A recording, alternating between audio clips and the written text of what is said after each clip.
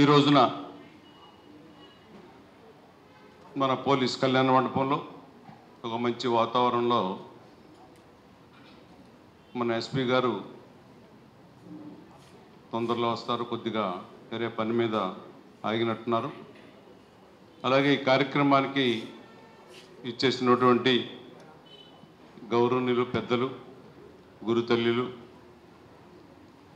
విద్యాదాత తులసి రామచంద్ర ప్రభు గారు, అలాగే వారి తనయుడు తులసి చంద్ర గారు, అలాగే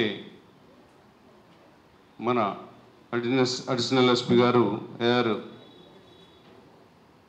హనుమంత్ గారు, వీరందరూ కూడా ఈ కార్యక్రమాన్ని ఉద్దేశించి అభినందన తెలుపుతూ, మరి పోలీస్ పిల్లలకి మెరిట్ స్టూడెంట్స్కి ఒక పారితోషికం లాంటిది ఏర్పాటు చేయడం అనేది మన సుబ్రహ్మణ్యం గారు చెప్పినట్టుగా గత 12 సంవత్సరాల నుంచి మొదలుపెట్టి మధ్యలో కోవిడ్ ప్రభావం వల్ల ఆగిపోయి మళ్ళీ ఈ రోజున మళ్ళీ ఈ కార్యక్రమానికి పునఃప్రారంభించాలని ఒక నిర్ణయానికి రావటం అనేది ప్రభు గారి ఆలోచనకి మనందరూ కూడా శుభాభినందనలు. ఇందాక మన ఏఆర్డి అడిషనల్ ఎస్పీ గారు మాట్లాడినప్పుడు వాస్తవంగా నాకైతే ఏడుపు వచ్చింది. అలాంటి కష్టాలు పడి కష్టంలో కూడా సుఖాన్ని ఆయన పొందుతూ తల్లిదండ్రులకి ఆయన సేవ చేసి తల్లిదండ్రుల ఆశీర్వాదం తీసుకొని ఈ రోజున ఆయన ఒక మంచి అధికారి హోదాలో ఉండి, చాలామంది ఏం చెప్తారంటే మేము ఏదో వచ్చేసామని చెప్తారు. అలా కాకుండా వారు చెప్పినటువంటి ఆ విధానం కానివ్వండి, జరిగినటువంటి సంఘటన కళ్ళకు కట్టినట్లు మీ అందరికీ ఎందుకు చెప్పారంటే, ఇక్కడంతా కూడా ఇంటర్మీడియట్ కానివ్వండి, డిగ్రీ కానివ్వండి, బీటెక్ కానివ్వండి, ఎంటెక్ చదివే పిల్లలు ఉన్నారు, వారి తల్లిదండ్రులు ఉన్నారు. ఇప్పుడున్న జనరేషను సెల్ ఫోన్లు అవ్వచ్చు, రకరకాలైనటువంటి డ్రగ్స్ కానివ్వండి, మన మాదక ద్రవ్యాలు కానివ్వండి, గంజాయి కానివ్వండి, 10th క్లాస్ పిల్లలు దానికి అలవాటు పడి తల్లిదండ్రుల్ని ఎంతో ఇబ్బంది వాతావరణాన్ని వారి ఇంటిలో సృష్టించే విధంగా ఉన్నటువంటి పరిస్థితులు పోలీసు వారికి ఎక్కువ తెలుసు. వాటన్నిటిని దృష్టిలో పెట్టుకొని వారి జీవితాన్ని ఎలా చిన్నప్పటి నుంచి, ఎందుకంటే వారు చెప్తుంటే నాకు కూడా, ఎందుకంటే అందరూ కష్టాల నుంచి వస్తారు, కొన్ని కష్టాలు అవి చెప్పుకోలేనివి, అలాంటి చెప్పుకోలేని సంఘటనలు కూడా సార్ ఇక్కడ ఇందాక నుంచి చెప్తుంటే వారు చాలా అంటే భగవంతుడు ఆయనకి అంత మనసు ఇవ్వటం. అలాంటి వ్యక్తి ఇక్కడ ఫస్ట్ డయాస్ మీద ఒకటే మాట చెప్పారు, నాకు ఇలాంటి అవకాశం చాలా అదృష్టంగా వచ్చింది. ఇప్పుడు నా విషయాలు చెప్పడానికి కానీ మీ భవిష్యత్తులో ముందు ఎలా ఉండాలనే దానికి ఉపయోగపడతాయి అనే దానికి ఆయన చాలా ఆనందపడిపోయారు. ఆనందపడిపోయి వారు చెప్పినటువంటి అసలు ఇలా కూడా ఉంటాయా కష్టాలు అంటే, మేము కూడా కష్టాలు పడ్డాం, మా తల్లిదండ్రులు కూడా చాలా కష్టాలు పడ్డారు. గుంటూరు పక్కన ఏటుకూరు గ్రామం, నేను ఒక సర్పంచ్గా పనిచేశాను అక్కడ. ఇవన్నీ నా గురించి ఎందుకు చెప్పాలి అంటే మీకు తెలియాలి. ఎందుకు తెలియాలంటే మీరు తల్లిదండ్రులను ఎలా గౌరవించాలి, పెద్దల్ని ఎవరు గౌరవించాలి, మన సమాజంలో ఎలా ఉండాలి, దేశంలో ఎలా దేశానికి మనం ఉపయోగపడాలనే దానికోసమే మాట్లాడుతున్నాను. నేను కూడా ఒక 5 నిమిషాలు టైం ఎక్కువ తీసుకున్నా. ఒక ప్రెసిడెంట్గా పనిచేసి అలాగే ఒక ఎమ్మెల్యేగా 2009లో బాపట్లలో పోటీ చేసి 14 కావాలండి 19 2024 కూడా ఒక ఎమ్మెల్యేగా గుంటూరు కావాలని ఎక్కడైనా సీట్ ఇవ్వండి నేను గెలిచి ఆ నియోజకవర్గాన్ని ఒక అభివృద్ధి ఎలా ఉండాలని చూపించే విధంగా ఉంటానని అడిగిన సందర్భాలు ఇవాళ క్యాస్టిఫికేషన్ అవ్వచ్చు లేకపోతే రకరకాలైనటువంటి రాజకీయాల సమీకరణలో సీట్లు రాకపోవచ్చు. అలాంటి పరిస్థితుల్లో ఉన్న నేను 7th క్లాస్ జలగరామారావు స్కూల్లో 2 సార్లు ఫెయిల్ అయ్యాను. మా నాన్నగారు ఉదయాన్నే 5 గంటలకు లేచి చిన్న కాఫీ హోటల్ పెట్టుకొని 10 గంటల దాకా వాటర్లో పనిచేసి మా కుటుంబంలో మొత్తం 18 మంది ఉండేవాళ్ళు.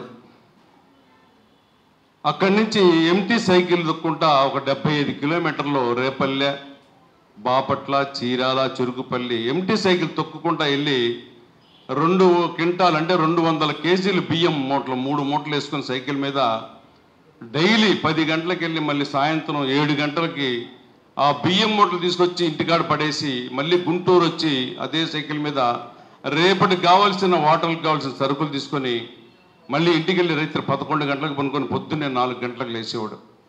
ఒక ఆదివారం లేదు, ఒక పండగ లేదు, ఒక ఆలోచన వేరే ఇంకేం లేదు. ఓన్లీ పని, కుటుంబాన్ని మనం బతికించాలా, పిల్లల్ని మంచిగా వాళ్ళని పెంచాలి అని మమ్మల్ని చదువుకోమని ఎంతో ప్రోత్సహించాడు. కానీ చదువు వాస్తవంగా మరి ఎందుకని ఆ టైంలో అవ్వలేదు తెలియదు. కానీ ఇవాళ చదువు లేకపోతే, ఎందుకంటే ఒక స్థాయిలో ఉన్నాం, ఇప్పుడు ఒక ఎమ్మెల్యేగా గెలిస్తే ఏంటి అనేది మీ అందరికీ తెలుసు. ఇవాళ ప్రతిదీ కంప్యూటర్ ఇంగ్లీష్లో ఉంటుంది. అయినా కూడా ఇలాంటి పెద్దల సహకారంతో అన్ని రకాలుగా నేను ఒక కలెక్టర్ గారి దగ్గరికి వెళ్ళినా, ఒక ఎస్పీ గారి దగ్గరికి వెళ్ళినా, ఒక సెంట్రల్ మినిస్టర్తో ఉన్నా, ఇవాళ పెమ్మసాని చంద్రశేఖర్ గారితో నేను ప్రయాణం చేస్తున్నాం ఎలక్షన్ దగ్గర నుంచి. వారితో ఉన్నా, ఇందాక అడిషనల్ స్పీకర్ గారు చెప్పారు, ముందు క్రమశిక్షణ అనేది చాలా అవసరం. కష్టపడే మనస్తత్వం కావాలి, నిజాయితీ కావాలి. ఎప్పుడైతే ఎన్ని మన దగ్గర ఉంటాయో మన జీవితం చాలా ముందు మంచి ఒక ప్రయోజకుడిగా, అంటే కోట్ల రూపాయలు సంపాదించకపోయినా సంఘంలో ఒక మంచి విలువైనటువంటి జీవితాన్ని మనం అనిపించడానికి బాగుంటుందని ఆ స్థాయిలో నేను ఉండానని చెప్తున్నా. ఎందుకంటే ఎంత అంటే దగ్గరగా నేను 7th క్లాస్ అంటే 50 సంవత్సరాల క్రితం సంగతి చెప్తున్నా. 50 సంవత్సరాల క్రితం నేను 7th క్లాస్ 2 సార్లు ఫెయిల్ అయ్యి అంచెలంచెలుగా రకరకాలైనటువంటి చిన్న కాఫీ హోటల్లో ప్లేట్లు కడుక్కుంటూ చిన్నగా కుటుంబాన్ని, మా అందరిని అన్నదమ్ములు అక్క చెల్లెలందరూ కూడా, అందరు అక్కలే 4 వాళ్ళ పెళ్ళిళ్ళు చేసుకుంటా, మరి ఈ రోజున మా సంతానం దగ్గర 80 కుటుంబాలు. వారి అందరికి ఇళ్లలో ఏం జరిగినా కూడా ఈ రోజు వరకు కూడా మా మేనల్లుడు, మా మేన కోడలు, కూతురు, కొడుకులకు కూడా పెళ్లి చేసి ఏ ఆర్థిక ఇబ్బందులున్నా, ఏ సమస్యలున్నా జాగ్రత్తగా చూసుకుని వెళ్ళే పరిస్థితిలో ఉన్నాం. కోట్ల రూపాయలు సంపాదించకపోయినా గుంటూరు జిల్లాలో పలానా ఉగ్గిరాల సీతారాం అంటే ఒక మంచి వ్యక్తి, ఆ పేరు సంపాదించుకున్నాం. మధ్యలో ఎన్నో రకాలైనటువంటి ఇబ్బందులు పడ్డాం. సంఘ వ్యతిరేక శక్తులు చాలామంది గుంటూరు జిల్లాలో 27 సంవత్సరాల క్రితం చాలా పోలీసు వారికి కూడా సవాలుగా ఉన్నటువంటి వ్యక్తులతో పోరాడి ఒక 2 నా సొంత కొడుకుని, తమ్ముడిని పోగొట్టుకొని ఈ రోజున పోలీసు వారితో కూడా సభాష్ సీతారాం అనిపించుకునే స్థితిలో ఉండి ఒక ఎమ్మెల్యే స్థాయికి వెళ్ళి ఇవాళ మా పిల్లల్ని కూడా మంచిగా చదివించుకొని, మా అబ్బాయి లండన్లో ఎంఎస్ చేశాడు, గల్లా జయదేవ్ గారి దగ్గర జాబ్ చేస్తున్నాడు. మా అమ్మాయి కూడా 10 సంవత్సరాలు జపాన్లో ఉండి ఇవాళ 5 సంవత్సరాల నుంచి లండన్లో ఉంది. నేను చదువుకోకపోతే ఏంటి ఇబ్బందులు, చదువుకుంటే ఏంటి లాభాలు, ఎలా ఉంటుంది మన జీవితం అనే దానికి అర్థం చేసుకొని మా అన్నదమ్ముల పిల్లల్ని కూడా, మా తమ్ముడు చనిపోతే మా తమ్ముడు పిల్లలు ఇద్దరు కూడా చిన్న పిల్లలు, వాళ్ళిద్దరు చదివించి కూడా ఒక అమ్మాయి జర్మనీలో ఉంటుంది, ఒక అబ్బాయి నా దగ్గరే ఉంటున్నాడు. ఇలాంటి స్థాయికి తీసుకొచ్చే వాళ్ళందరినీ కూడా. చదువు ఉంటే, డబ్బుంటే మనం విమానం ఎప్పుడైనా ఎక్కొచ్చు, డబ్బులుంటే డబ్బులు గల్లాలు ఎప్పుడైనా ఎక్కుతారు విమానం. కానీ ఆర్థిక పరిస్థితులు, చదువు లేని వారు చదువుకుంటే ఎలా ఉంటుందనే దానికి ఉదాహరణకి మీకు చెప్తున్నా. నేను 48 సంవత్సరాల వయసు వచ్చినాక నేను విమానం ఎక్కా. మా అమ్మాయి బీటెక్ బయోటెక్నాలజీ చదివి మద్రాసులో 28 సంవత్సరాలకి విమానం ఎక్కింది ఆ అమ్మాయి. అల్లుడి జాబు జపాన్ వెళ్ళారు పెళ్ళైన 6 వారానికే. తర్వాత మా మనవరాలు 6 నెలలకే విమానం ఎక్కింది. అంటే ఇక్కడ చూడండి, చదువు ఉంటే మంచి మన ప్రపంచం తిరగటానికి నేను 48 సంవత్సరాలు పట్టింది విమానం ఎక్కడానికి. మా అమ్మాయికి 28 ఏళ్ళు పట్టింది. మా మనవరాలకి 6 నెలలు పట్టింది విమానం ఎక్కడానికి. మా మనవరాలు ఇవాళ జపాన్లో అంటే లండన్లో ఉంది. జపాన్లో 3 భాషలు మాట్లాడేది. ఆ అమ్మాయికి 8 సంవత్సరాలు. ఇప్పుడు జపాన్ భాష మాట్లాడేది, తెలుగు మాట్లాడేది, ఇంగ్లీష్ మాట్లాడేది, ఫ్రెంచ్ భాష మాట్లాడేది, 4 భాషలు మాట్లాడేది. ఇవాళ అక్కడ వాళ్ళకి ఎడ్యుకేషన్ చాలా ఖరీదు. జపాన్లో ఓన్లీ ఎడ్యుకేషన్ కోసం లండన్ వచ్చారు. ఇవాళ అలాంటి చదువు కోసం ప్రభుగారు తులసి రామచంద్ర ప్రభు గారు 1994 నుంచి ఒక 2 పిల్లల స్టూడెంట్లతో 2 పిల్లలతో స్టార్ట్ అయ్యి ఇవాళ దగ్గరగా 40,000 మంది పిల్లలకి కులంతో సంబంధం లేకుండా స్కాలర్షిప్లు ఇచ్చినటువంటి పరిస్థితి.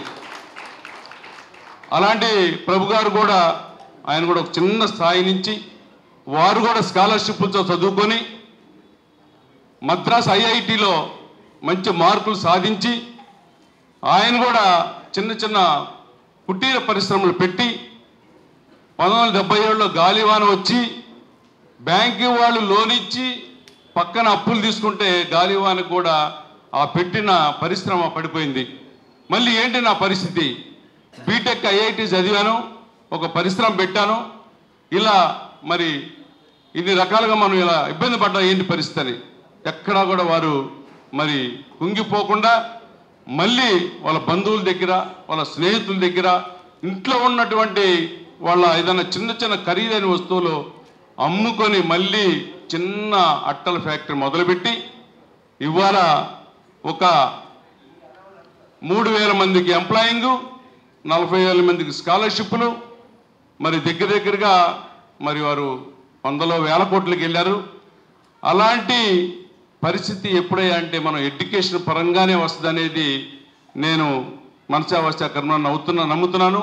మీరందరూ కూడా మా నాన్నగారు ఎస్ఐ, మా నాన్నగారు సిఐ, డిఎస్పి అనేది కాకుండా మా నాన్నగారు ఒక నార్మల్ మనిషి, వారికి పేరు తెచ్చే విధంగా మంచి మార్కులతో ఒక ఐఏఎస్, ఐపీఎస్, శాస్త్రజ్ఞంగా రకరకాలైనటువంటి మీరు మంచి పదవుల్లోకి వెళ్తారని ఇలాంటి అడిషనల్ స్పీకర్ చెప్పినటువంటి వాస్తవంగా వారు చెప్తుంటే నాకు ఇప్పుడు కూడా అది గుర్తుకొస్తే ఏడుపు వస్తుంది.